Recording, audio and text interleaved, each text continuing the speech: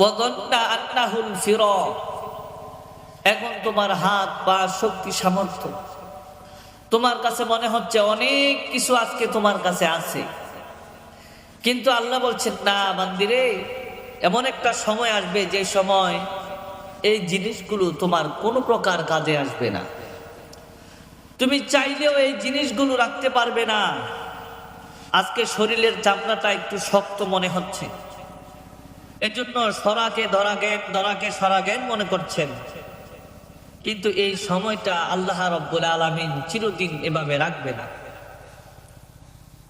আল্লাহ রাব্বুল আলামিন বলেন ওয়াকিলা মান রাক ওয়া যান্না আন্নাহুল ফিরাক ওয়াল তাফাতিস সাকু বিস-সাক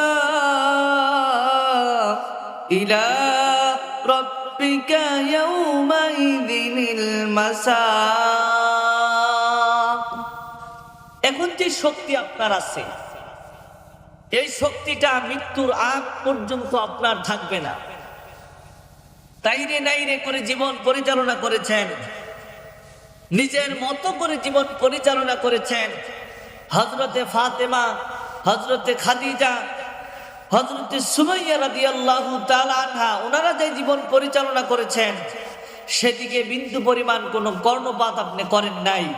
লাকাদ কানা লাকুম ফি রাসূলিল্লাহি উসওয়াতুন হাসানাহ, রাসূল সাল্লাল্লাহু আলাইহি সাল্লামের জীবনের উপরে আপনার উত্তম শুধু নয়, সর্বোত্তম আদর্শ যেই নবীজির জীবনের উপরে রেখেছেন, সেই নবীজির জীবন আপনি ফলো করলেন না। নবী কিভাবে খেয়েছে, কিভাবে ঘুমিয়েছে, কিভাবে মানুষের সাথে কথা বলেছে, কিভাবে নবীর স্ত্রীরা অন্যান্য মানুষের সাথে কথা বলেছে, আজকে ব্যক্তি আদর্শের জন্য আপনি দৌড়াচ্ছেন। মাথার ওড়নাটা মাজায় বেঁধে আপনি কার আদর্শ প্রতিষ্ঠা করার জন্য মাঠে ময়দানে অধিকার অধিকার বলে চিল্লাইতেছেন, অথচ ইসলাম আপনাকে কি অধিকার দিয়েছে, এই অধিকারের ভিতরে একটা বার আপনি কর্ণপাত করে দেখলেন না। এই জন্য আল্লাহ রাব্বুল আলামিন বলছেন ইলা রাব্বিকা ইয়াওমাইযিনিল মাসাক, রবের কোনো কথা তোমার কর্ণপ্রহরে পৌঁছে নাই। আল্লাহ রাব্বুল আলামিন বলেন ফালা সাদ্দাকা ওয়ালা সাল্লা ওয়ালাকিন কাযযাবা ওয়া তাওয়াল্লা।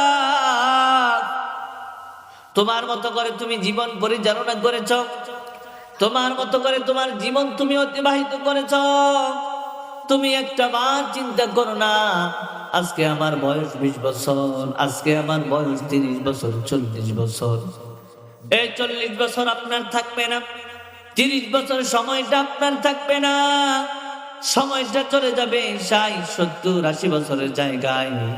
ওই সময় মালাকুল মউত হযরতে আজরাইল আলাইহিস সালাতু ওয়াস সালামের হাতে ধরা পড়া লাগবে। যদি আপনি নেককার বান্দী হয়ে থাকেন, আল্লাহ রাব্বুল আলামিনের নবী বলেন যদি আপনি নেককার বান্দী হয়ে থাকেন, ওই সময় কিছু ফেরেশতারা আসবে আপনাকে সালাম দেবে, আল্লাযীনা তাতাওয়াফাহুমুল মালাইকাতু তাইয়্যিবিনা ইয়াকুলুনা সালামুন আলাইকুম উদখুলুল জান্নাতা বিমা কুনতুম তা'মালুন।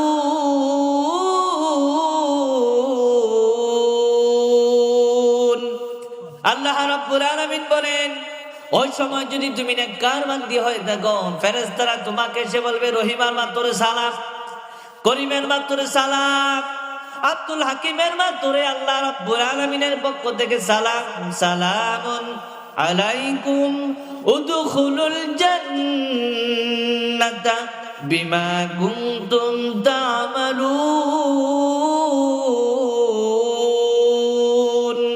ফেরেশতারা বলবে রহিমার মা সালাম, কুদ্দুসের মাতরে সালাম, আয় আল্লাহর পক্ষ থেকে ডাক এসে চলে এসেছে, দুনিয়ার ভিতর আর থাকতে পারবি না, আয় তুই উদখুলুল জান্নাত, তোর জন্য জান্নাত, তোর জন্য জান্নাত প্রস্তুত করে রাখা হয়েছে।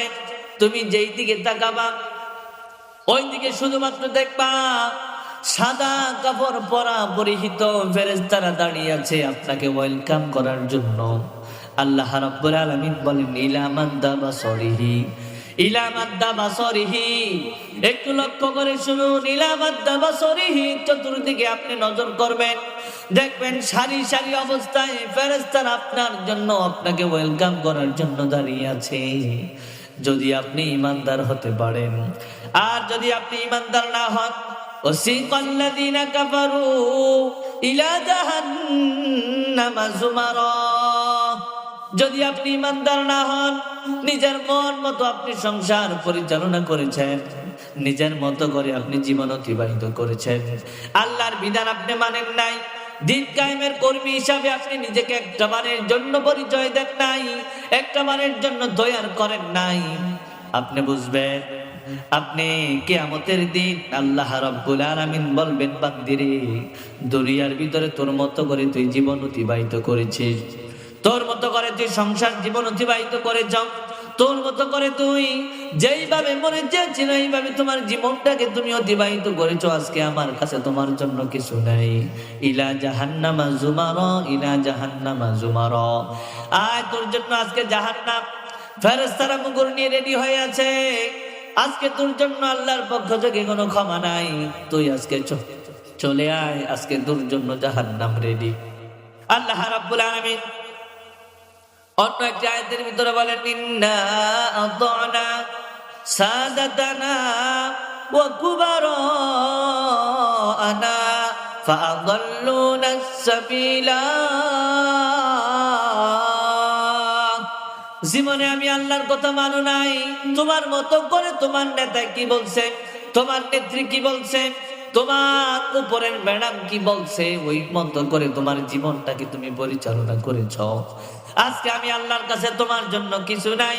ইন্না জাহান্নামা কানাত মিরসাদা লিত্তাগিনা মাআবা লাবিথিনা ফিহা আহকাবা, আল্লাহ রাব্বুল আলামিন কিয়ামতের দিন বলবে, তুই বিদ্রোহী ছিলি, বিদ্রোহী, তুই আমার বিধানকে তুই বৃদ্ধাঙ্গুলি দেখিয়েছিলি, তোর মতো করে তুই চলেছ, তোমার মতো করে তুমি যা মনে চাইছে তা করেছ, শাশুড়ি কি বলছে শাশুড়ির কথা কর্ণপাত করো নাই, তোমার স্বামী কি বলছে তুমি স্বামীর কথা মানো নাই, খালি অধিকার অধিকার অধিকারের কথা বলেছ, স্বামীর আনুগত্য তুমি করো নাই, ইসলাম তোমাকে কিভাবে চলতে বলেছে তুমি ওইটা মানো নাই। আল্লাহ রাব্বুল আলামিন বলেন, ইয়াদরিবুনা উজুহাহুম ওয়া আদবারহুম, মা বোনের একটু মনোযোগ দিয়ে শোনেন, ওই সময় আল্লাহ রাব্বুল আলামিন বলেন, শুধুমাত্র তুমি চেহারার ভিতরে থাপড়াবা আর শরীরের ভিতরে থাপড়াবা, ফাবশিরু বিল জান্নাহ, জান্নাতের পোশাক তোমার জন্য জুটবে না, ওয়ালবিসু বিল জান্নাহ, জান্নাতের পোশাক তোমার জন্য জুটবে না, যদি তুমি ভালো ঈমানদার হয়ে দুনিয়া থেকে বিদায় নিতে পারো। ইয়া আইয়াতুহান নাফসুল মুতমাইন্নাহ ইরজিই ইলা রাব্বিকি রাদিয়াতাম মারদিয়ান ফাদখুলি ফি ইবাদি ওয়াদখুলি জান্নাতি। আল্লাহ রাব্বুল আলামিন যদি ঈমানদার হয়ে থাকেন, ওই সময় ডাক দিয়ে বলবে, আয় বান্দি আমার কাছে আয়, তুই আমার বান্দি ছিলি, আয় তুই আমার ইবাদত করেছিলি, দুনিয়ার ভিতরে সব সময় পরিচয় দিয়েছিলি তোর রব আমি আল্লাহ, ফাদখুলি ফি ইবাদি, ইবাদতের সাথে জীবন পরিচালনা করেছ, আল্লাহ রাব্বুল আলামিন যেইভাবে বলেছে ওইভাবে তোমার জীবনটাকে তুমি অতিবাহিত করেছ, ফাদখুলি ফি ইবাদি ওয়াদখুলি জান্নাতি। আল্লাহ রাব্বুল আলামিন আপনাকে ডাকতে বলবে, আয় আয়, তোর জন্য আজকে সালাম, তোর জন্য জান্নাত রেডি হয়ে আছে, আয় তুই আমার কাছে আয়, আমার জান্নাতে চলে যা। সুবহানাল্লাহ। এই জন্য মায়ের আমার বোনের আমার একটা বার খেয়াল করেন, আপনি কি জান্নাতে যাবেন না জাহান্নামে যাবেন, একটা বার চিন্তা ভাবনা করেন। যদি জান্নাতে যেতে চান, বেশি নয়, 4টা কাজ নবী যেহেতু আপনাদেরকে বলেছেন, 4টা কাজ যদি কোনো মহিলা করতে পারে, জান্নাতের যে 8টা দরজা আছে, হাসতে হাসতে যেই দরজা দিয়ে মনে চায় ওই দরজা দিয়ে সে জান্নাতে প্রবেশ করতে পারবে। সুবহানাল্লাহ। এই জন্য মায়েরা আমার একটু আমার খেয়াল করেন, আজকে আমি বেশি কথা বলবো না, শুধুমাত্র একটা আমলের কথা বলবো, একটা আদেশ করব, একটা নিষেধ করব, একটা কথা মানবেন, আরেকটা কথা ছাড়বেন। এখন মানবেন কি? আপনি আপনার জীবনটাকে যখন অতিবাহিত করবেন, চেষ্টা করবেন ইস্তেগফারের সাথে জীবনটাকে অতিবাহিত করার জন্য। আপনি সময় পেলে শুধুমাত্র বলতে থাকবেন আস্তাগফিরুল্লাহ।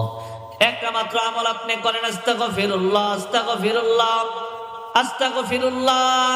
ওয়াল্লাহি আল্লাহর কসম, ওয়াল্লাহি আল্লাহর কসম, যদি আমলটা আপনি করতে পারেন, আপনি দেখবেন আপনার জীবনটাকে আল্লাহ রাব্বুল আলামিন কিন্তু পরিবর্তন করে দিবেন।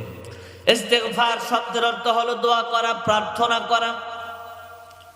রাসূল কারীম সাল্লাল্লাহু আলাইহি সাল্লামের কাছে এক সাহাবী এসে ডাক দিয়ে বলে, ইয়া রাসূলুল্লাহ, ইয়া হাবিবাল্লাহ, আপনি দৈনিক কমসে কম 70 বার ইস্তেগফার পাঠ করেন, কারণ কি?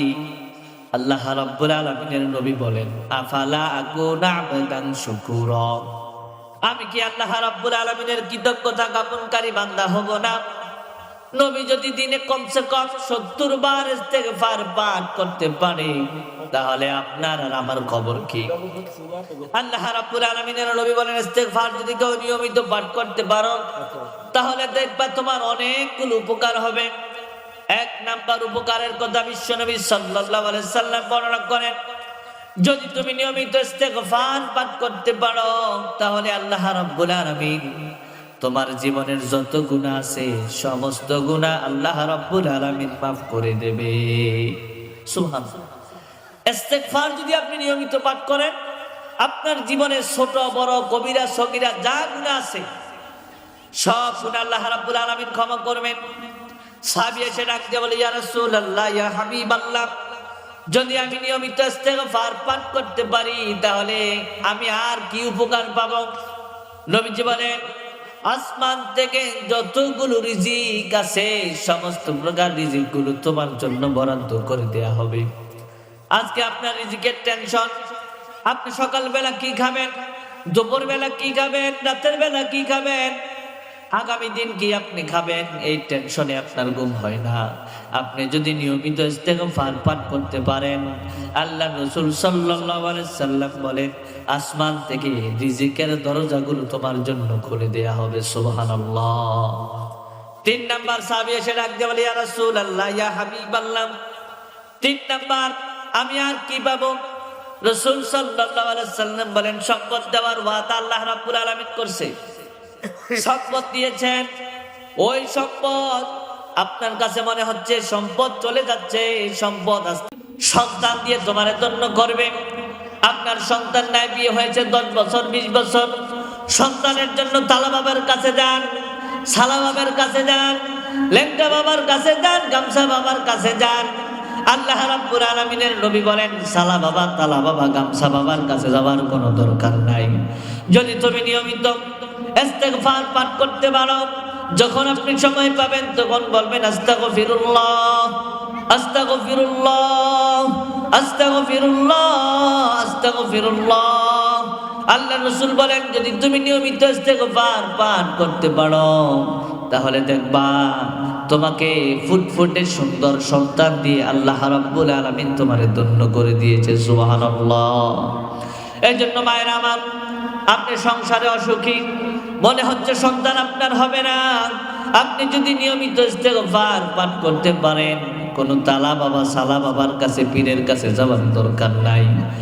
আপনি যদি নিয়মিত ইস্তেগফার পাঠ করতে পারেন, আর যদি আল্লাহর উপর ভরসা রাখতে পারেন, আল্লাহ রাসূল সাল্লাল্লাহু আলাইহি ওয়াসাল্লাম বলেন, অবশ্যই অবশ্যই তোমাকে সন্তান দেবে। তোমাকে সন্তান দিয়ে আল্লাহ রাব্বুল আলামিন ধন্য করবে। সাহাবী এসে ডাক দিয়ে বলে, বুঝলাম সন্তান দেবে, আর কি উপকার পাবো? আল্লাহ রাব্বুল আলামিনের নবী বলেন, ওয়া জাআলাকুম জান্নাত, আল্লাহ রাব্বুল আলামিনের নবী বলেন, তোমাকে জান্নাত দেয়া হবে।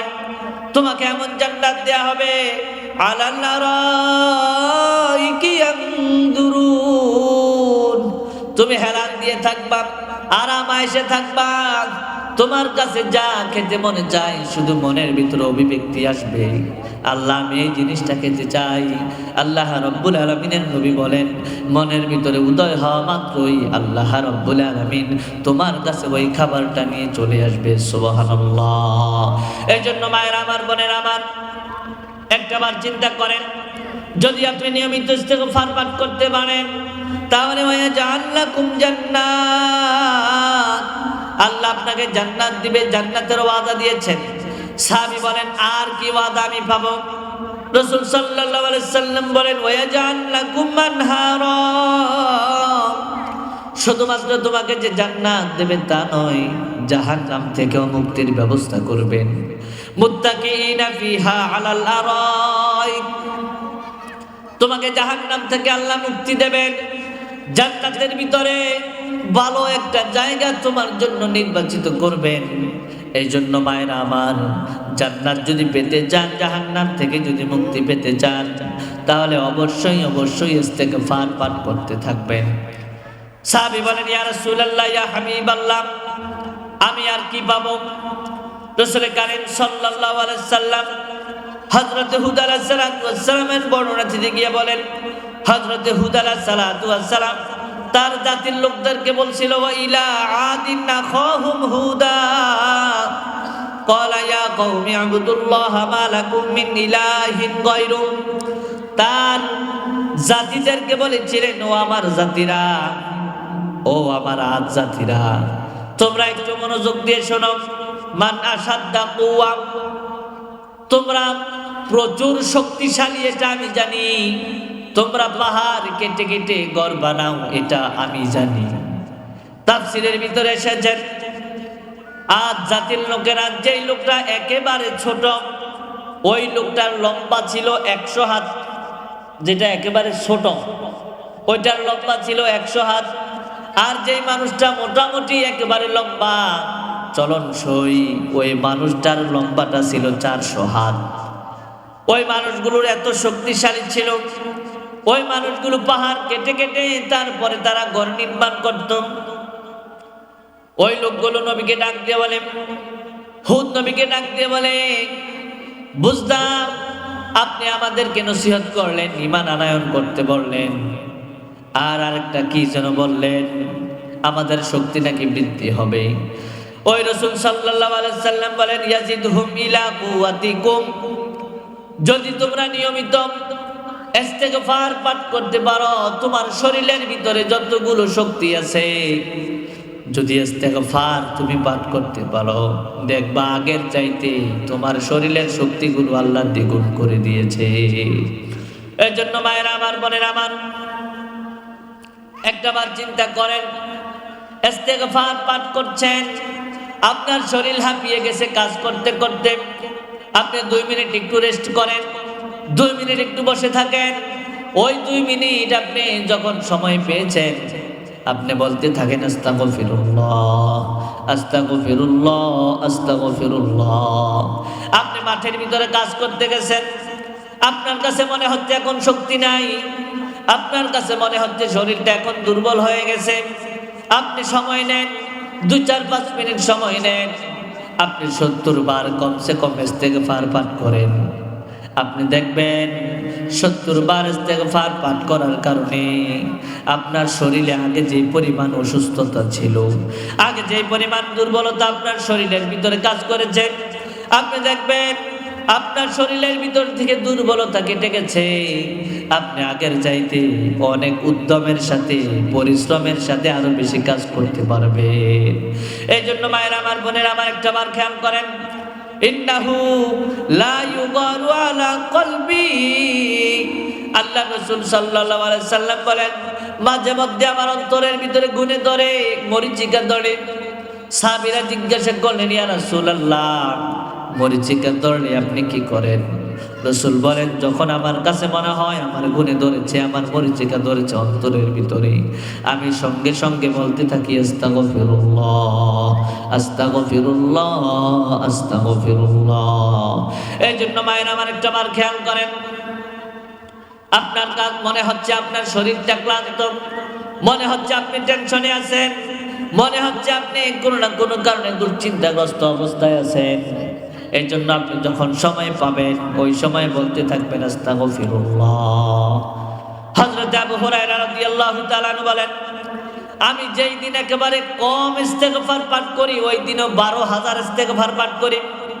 হযরত হুযায়ফা রাদিয়াল্লাহু তাআলা আনহু নবীর কাছে এসে ডাক দিয়ে বলেন, ইয়া রাসূলুল্লাহ, ইয়া হাবিবাল্লাহ, কানা ফি লিসানি যাহাবুন আলা আহলি।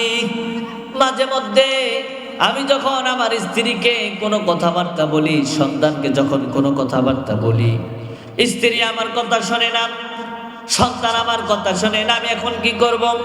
রাসূল সাল্লাল্লাহু আলাইহি সাল্লাম বলেন, ইস্তাগফিরুনাল্লাহ ৭০ মাররা। যখন তোমার কাছে মনে হবে স্ত্রী তোমার কথা শোনে না, সন্তান তোমার কথা শোনে না, তুমি 2 মিনিট বসে থাকবা। 2 মিনিট বসার পরে 70 বার ইস্তেগফার পাঠ করবা। 70 বার ইস্তেগফার পাঠ করার পরে যখন তুমি তোমার স্ত্রীকে কোনো কথা বলবা, তোমার সন্তানকে যখন তুমি কোনো প্রকার কথা বলবা, তুমি দেখবা তোমার কথার ভিতরে আল্লাহ রাব্বুল আলামিন বরকত দিয়ে দিয়েছে। সুবহানাল্লাহ। এই জন্য মায়েরা আমার, বোনেরা আমার, একটা বার খেয়াল করেন, সন্তান আপনার কথা শোনে না, স্বামীর সংসার আপনি করছেন, স্বামীও আপনার কথা শোনে না, সন্তান আপনার অবাধ্য হয়ে গেছে, উত্তর দিকে যাইতে বললে দক্ষিণ দিকে চলে যায়। এই যে আপনার মনের ভিতরে হেজিটেশন, আপনার মনের ভিতরে টেনশন, আহারে সন্তান আপনার কথা শোনে না। আল্লাহর রাসূল সাল্লাল্লাহু আলাইহি সাল্লামের কথাটাকে একটুবার আমল করার চেষ্টা করেন।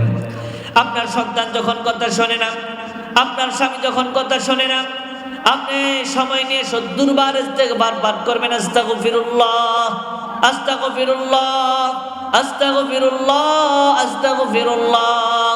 70 বার যখন ইস্তেগফার পাঠ করার পরে আপনি আপনার স্ত্রীকে, আপনার সন্তানকে, আপনার স্বামীকে কোনো কিছু বলবেন, আপনি দেখবেন আপনার সন্তান, আপনার স্বামী অবশ্যই অবশ্যই আপনার কথাগুলো শুনতেছে।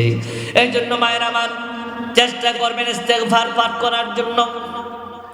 ইস্তেগফার পাঠ করার কারণে আরো কি কি সওয়াব পাবেন, এটা তো দুনিয়ার মাত্র। কবরের ভিতরে আল্লাহ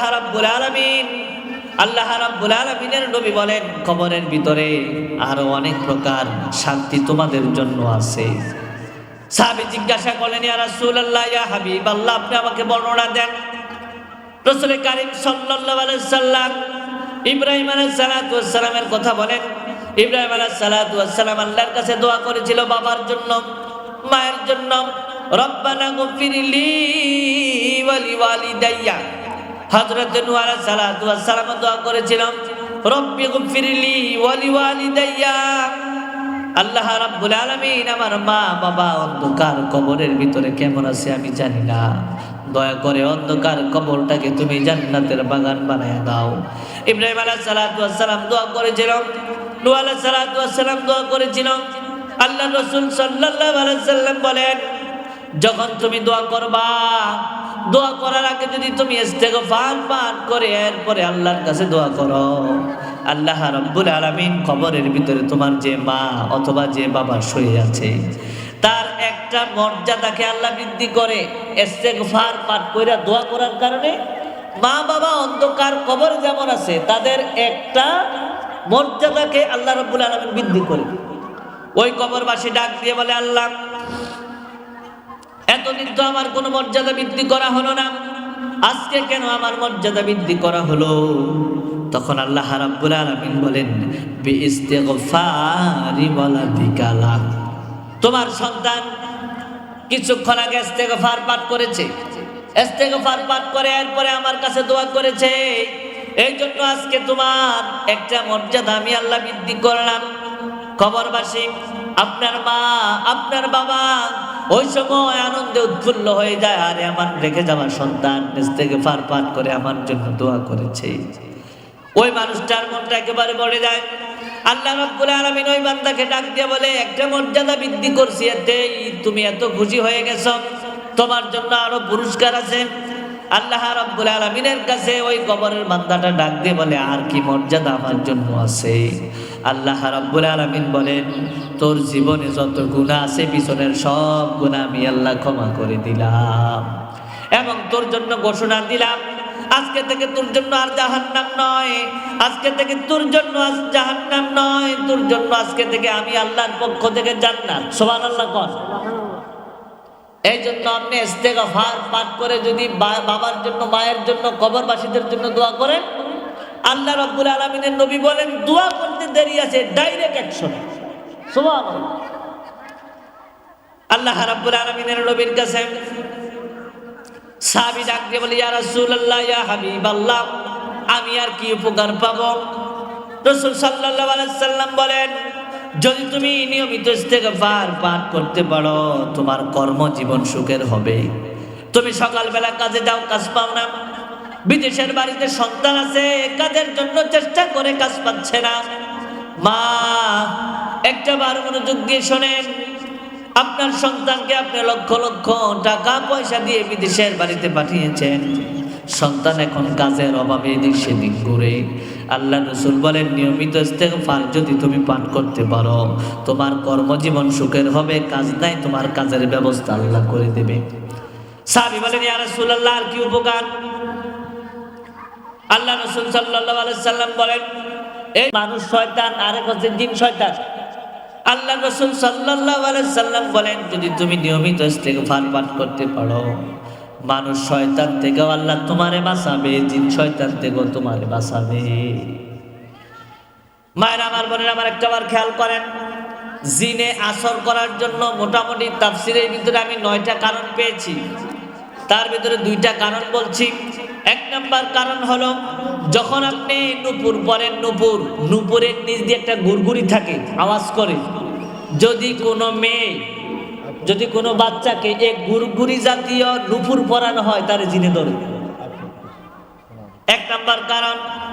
2 নাম্বার কারণ হলো, যদি আপনি চুল ছাড়া অবস্থায় এদিক সেদিক ঘোরাফেরা করেন, তাহলে জিনের আসর আপনার উপরে পড়ার সম্ভাবনা বেশি। 2টা বললাম, চুল ছেড়ে হাঁটবেন না, নূপুর পরবেন, কিন্তু নূপুরের নিচে গুড়গুড়িটা দিবেন না, যে আওয়াজ করে ওই আওয়াজের জিনিসটা দিবেন না, তাহলে জিনের আসর থেকে আপনি পরিত্রাণ পেতে পারেন। আল্লাহ রাসূল সাল্লাল্লাহু আলাইহি সাল্লাম বলেন, যদি তুমি নিয়মিত ইস্তেগফার পাঠ করতে পারো, দেখবা তোমার বিচক্ষণতা এবং বিশ্বাস মানুষের কাছে আরো বৃদ্ধি পাবে। এখন মানুষের যে বিশ্বাস করতো, নিয়মিত ইস্তেগফার পাঠ করার কারণে মানুষ আপনাকে আরো ডবল বিশ্বাস করবে, যে না, এই লোকটা বিশ্বাসী রে। আগে যে পরিমাণ বিশ্বাস করতে, এখন বিশ্বাসের মাত্রাটা আরো আল্লাহ বাড়াই দিবেন, অটোমেটিক বৃদ্ধি পাবে মানুষের কাছে। আমরা সমাজের মধ্যে দেখি অনেক মানুষ কথা বলে, কিন্তু অনেকে বিশ্বাস করে না। কিন্তু আল্লাহ রাসূল বলেন, যদি তুমি নিয়মিত ইস্তেগফার পাঠ করো, তাহলে মানুষের কাছে তোমার গ্রহণযোগ্যতা, বিচক্ষণতা আল্লাহ অটোমেটিক বৃদ্ধি করবেন। এরপরে আর কি বাবা? সাহাবী জিজ্ঞাসা করলেন, ইয়া রাসূলুল্লাহ, ইয়া হাবিবাল্লাহ, আমার জন্য ইস্তেগফারের কারণে আর কি উপহার রয়েছে? রাসূল কারীম সাল্লাল্লাহু আলাইহি সাল্লাম বলেন, তোমার বেকারত্ব দূর হয়ে যাবে। আপনি কাজ পাচ্ছেন না, আপনি কাজে যাওয়ার আগে ইস্তেগফার পাঠ করে ঘর থেকে বের হন, দেখবেন কাজের ব্যবস্থা আল্লাহ রাব্বুল আলামিন করে দিয়েছেন। সাহাবী জিজ্ঞাসা করলেন, ইয়া রাসূলুল্লাহ, ইয়া হাবিবাল্লাহ, আমি আর কি উপকার পাবো? রাসূল কারীম সাল্লাল্লাহু আলাইহি সাল্লাম বলেন, যদি তুমি নিয়মিত ইস্তেগফার পাঠ করতে পারো, তাহলে দেখবা মৃত্যুর সময় ফেরেশতারা তোমার জন্য সুসংবাদ নিয়ে আসবে। এই জন্য মায়েরা আমার, বোনেরা আমার, যখনই সময় পাবেন চেষ্টা করবেন ইস্তেগফার সাথে নিজেকে মানিয়ে নেওয়ার জন্য। যখন আপনি সময় পাবেন ইস্তেগফার পাঠ করবেন, আপনি কাজ করতেছেন ইস্তেগফার পাঠ করবেন, আপনি আপনার জীবনে যা কিছু করেন না কেন ইস্তেগফারের সাথে লেগে থাকার চেষ্টা করবেন। এই কাজটা আপনারা ধরবেন, আরেকটা কাজ আছে আপনারা ছাড়বেন। যে কাজটা আপনারা ছাড়বেন সেটার নাম হলো গীবত করা। আল্লাহ রাব্বুল আলামিন বলেন, ইয়া আইয়ুহাল্লাযীনা আমানু জিতনিবু কাসীরাম মিনায-যন্ন ইন্না বা'দায-যন্নি ইসমুন ওয়া লা তাজাসসু ওয়া লা ইয়াগতাব বা'দুকুম বা'দা। আল্লাহ রাব্বুল আলামিন বলছেন, হে বিশ্বাসীরা, যে মানুষগুলো বিশ্বাস করো আমি আল্লাহ আছি, যে মানুষগুলো বিশ্বাস করো কিয়ামতের দিন আল্লাহ রাব্বুল আলামিনের কাছে দাঁড়াতে হবে, আল্লাহ রাব্বুল আলামিন ওই বিশ্বাসী মানুষদেরকে ডাক দিয়ে বলতেছেন, বিশ্বাসী মানুষেরা, তোমরা আরেকজনের পরনিন্দা করবে না। আরেকজন কি কাজ করলো, আরেকজন কি দোষ করলো, ওই জিনিসগুলো খুঁজে বেড়াবে না। এই জিনিসগুলো খুঁজে বেড়ানোটা আল্লাহ রাব্বুল আলামিনের কাছে মারাত্মক অপরাধ। এই জন্য গীবতটাকে ছাড়তে হবে। আমরা সমাজের মধ্যে লক্ষ্য করে দেখি, মায়েরা সবচেয়ে বেশি গীবতে আসক্ত। এর বাড়ির ফেস এর বাইট লাগায়, এর বাড়ির ফেস এর বাইট লাগায়। অনেক আছে যেটিকে বলে সিসি ক্যামেরা। গড় কি হইতেছে না হইতেছে, ছোট্ট একটা ছিদ্র দিয়ে চাইয়ে থাকবে। এই ফেসটা আবার আরেক ব্যক্তি সুন্দর করে লাগাই দেওয়া যায়। আবার অনেক ক্ষেত্রে বলে, বই না আমি যে কইছি কারো কাছে কইছা। আপনাদের দেশে মনে হয় নাই? এই গীবতরা মহিলাদের ভিতরে সবচেয়ে বেশি গীবত। এই গীবতের পক্ষ থাকে তিনটা। এক নাম্বার, যে গীবত কয়। দুই নাম্বার,